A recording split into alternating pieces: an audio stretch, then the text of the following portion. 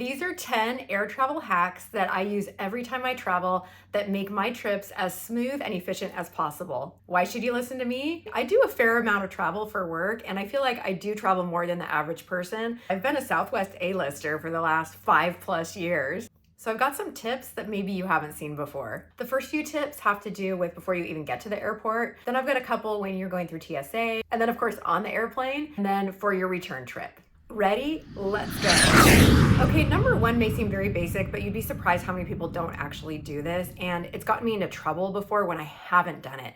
And that is screenshotting your boarding pass in your app. So assuming you're traveling using the airline's app to display your boarding pass, I've run into issues previously where the Wi-Fi wasn't working or cell service and I wasn't able to pull it up when you're in line trying to hand it to somebody. And it's so stressful when you get to that front of the line and you're like, wait. In fact, recently I was in airport and the app logged me out and I couldn't remember my password and I had to email myself to reset the password, and it was this whole thing, and I wasn't anywhere near a desk where they could reprint my boarding pass. It was a nightmare. Lesson learned, and the hack is to always just either screenshot your boarding pass or add it to your Apple Wallet if you're on iPhone. Hack number two has to do with packing. My goal is always to not have to check bags unless I absolutely need to.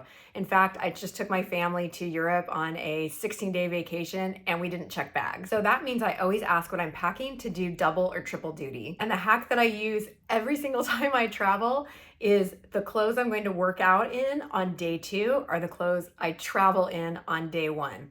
Generally, this is a pair of leggings, my tennis shoes, some kind of athletic top, and a zip-up hoodie. That also means I have at least one gym outfit with me and there are no excuses for getting some exercise in while I travel.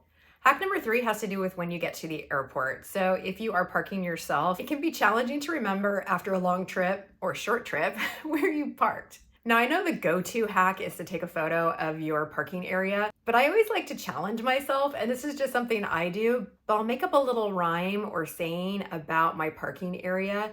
My home airport is Oakland, and all the parking areas are a letter and a number. But I like to do something a little more challenging and think of an image or a song or something. And so F6, of course, the natural is like a G6 that failed because it's an F. So I'll remember that when I come back. This may not work for you if you don't like mind games, but I think it's really fun and I do it every time. Okay, hack number 4, I can't believe more people haven't figured this out. This one kind of blows my mind. But when you're getting dropped off at the airport or walking into the airport, most people look at the airline that they're going to be flying with and ask to be dropped off at the airline. Uber or taxi drivers will drop you off at the airline. Your friends will drop you off at the airline. If you're not checking bags, you don't have to go to the airline. Have them drop you off or walk into the security area. There's no reason for you to be dropped off outside of the airline. This, of course, means that you're familiar with that airport. I recently got dropped off at the Orlando airport and she asked which airline I was with and I said, oh, just drop me off at security. She had no idea where the security entrance was and the departure area. So I just said, just don't worry about it. Just drop me off at the airline. But if you know where the security area is and you're not checking bags, just go there. Okay, tip number 5, I think you probably already know this, but I'm still again surprised that so many people haven't bitten the bullet and paid to upgrade to 1 TSA and 2 Clear. And it's important that you do both because Clear alone will get you to the front of the line, but it won't let you bypass all of the regulations that you get to avoid if you have TSA pre-approval. And TSA pre-approval, well, it's great because you don't have to take your shoes off in many cases, you don't have to take your liquids out, take your laptop off, it saves you from all of those extra steps. In many cases, a lot of people have TSA, and so those lines are getting pretty backed up. But combined, chef's kiss. If you travel any fair amount or you just value your time or you just want to avoid all those crazy lines, get them both. It is worth it, I promise you. In fact, Nick and I have traveled with our older teenage and adult children and they don't have TSA and Clear, and we've calculated the timing difference between how long it takes us to get through and how long it takes them to get through. It varies, but we've seen anywhere from 10 minutes difference to, in one case, 25 minutes difference. That's time, that's valuable. Okay, but whether you're Clear or TSA, you still have to walk through that metal detector or whatever that scanner is. And my tip or hack number 6 is to avoid the following things. I don't know exactly how it raises a red flag, but it seems to be based on density. So things that I've noticed that have set it off when other people have been called out are, of course, metal. You've got a belt buckle, Birkenstocks. I love my Birkenstocks and they travel so well, but I will not wear them through security because the buckle sets it off. Sometimes if you have other boots or shoes that have a little bit of metal support in them or just a dense amount, that can set it off. I have a pair of leggings, and as I mentioned before, I do like to travel wearing leggings because it's so comfortable and I have pockets I can put my phone in, and I have them do double duty for the gym. But I do have a pair of leggings that has extra seaming and extra pockets in it. That has set off the detector because of the extra concentration of seaming. So of course my goal is to go straight through and not have to have a pat down or, one scan. And so I am generally wearing cotton, nothing with metal, very little jewelry. Another thing my daughter actually got stopped for was she's got a lot of hair and she had it in a very big and tight bun on the top of her head, and they had to wand her bun because it was so dense. That's another tip. I always wear it down while I'm going through that detector. Maybe I'll put it up later, but that initial screening, my hair is down. And as far as your luggage or things that are going through the belt, a couple notes about those. Things that we've been stopped for are my daughter's creatine. So white powder in a canister is a red flag. My daughter's inhaler for her asthma because it resembles pepper spray, and that is not allowed on board. And then the other takeaway from that luggage belt is when you have small items, the best way to get them through is not to put them loosely on the belt, but to shove them in either a backpack or luggage or something else so that they are going through with a heavy piece, because those lighter pieces can get caught, they can tumble, they don't go all the way through the belt. In fact, I did have a jacket at one point that was so light, it just kept spinning and it wouldn't come out because there was nothing big behind it pushing it through. So you made it to your gate, you screenshotted your boarding pass, so you made it on the plane. If you travel Southwest, you now get to choose your seat. If you're traveling any other airline, you've probably already chosen your seat. Which one do you pick? I always choose a window seat, and here's why. The first time I had to travel after the pandemic, I was very concerned about my health and exposure to germs, as we all were. And I did a lot of research on which of the seats is the safest from a germ transfer standpoint, and it's the window seat. And you're only in direct long-term contact with one other person, and it's the person in the middle. The second best spot for reducing germ exposures is the middle, because you're only interacting with two people. Guess which one the worst one is? The aisle, because people are going back and forth all the time. Couple other reasons I like the window. I fall asleep really easily on planes, and for whatever reason, I find it very comfortable to just lean my head against the window. I will often sleep there for the whole plane ride.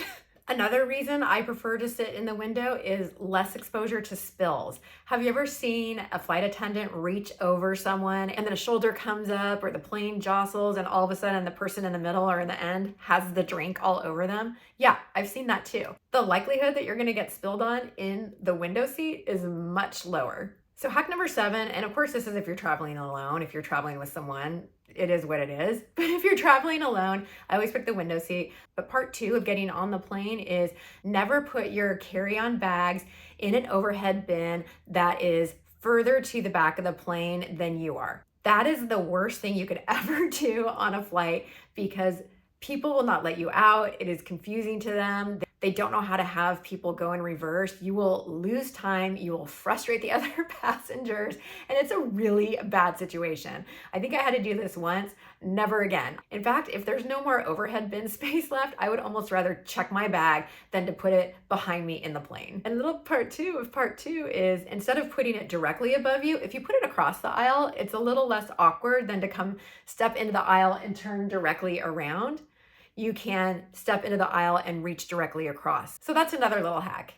If you're enjoying this video, I would appreciate you giving it a thumbs up. And while you're there, please consider subscribing. It's free. It means so much to me. And you would be helping me get to my goal of getting to 10,000 subscribers by the end of the year. Thank you so much for considering it. Okay, hack number 8, and I'm not a germaphobe by any means. I think I have a pretty healthy relationship with flora and fauna and my biome. But because I do travel a lot and I need to stay healthy for my job, I do try to take precautions to limit my exposure as much as possible. And so hack number 8 is I don't take the free food and free drinks. I always refill my water bottle before I get on the flight, and so I've got water with me. And really, other than electrolyte replacement, Straight water is the best thing you could be having on a flight. We all know that flights can be dehydrating, and so if you're consuming alcohol or something carbonated, the alcohol is going to dehydrate you, and carbonated drinks can upset your stomach. So best just to have the water that you brought on with you. And those snacks, typically they're carby and filled with preservatives. They're not the healthiest either. If I know I'm going to be hungry on a flight, I'll buy something in the airport or pack it with me, let alone that it's not the healthiest. I don't know how many people have touched it. And because I'm generally sitting in the window, sometimes the helpers that are sitting in the aisle and the middle are touching my cup and touching my little packets of snacks. And I don't want people touching my stuff. I don't know if they have something. I don't want them touching the packaging or my cup that I'm going to be putting in my mouth or opening up with my hands that I'm also eating with. It does take a little bit of planning and the ability to resist those snacks. I mean, those brownie riddles, those look good. But for the most part, I've learned to just say, no, thank you. All right, hack number 9 has to do with your return trip. So unless you have an event or something that is happening on the day that you're flying back, if your return day is only travel, don't pack for it. Yes, pack clean underwear. That is not what I'm saying. What do I mean by that? Well, as I mentioned before, your clothes are going to do double duty. I mean, you probably already have jeans or shorts or workout clothes that you didn't get sweaty. Just wear something again. You're not going to see anyone on the flight that you care about. It doesn't matter what you're wearing. Just don't even pack for it. Don't even pack for it. Do not pack an outfit for your return trip.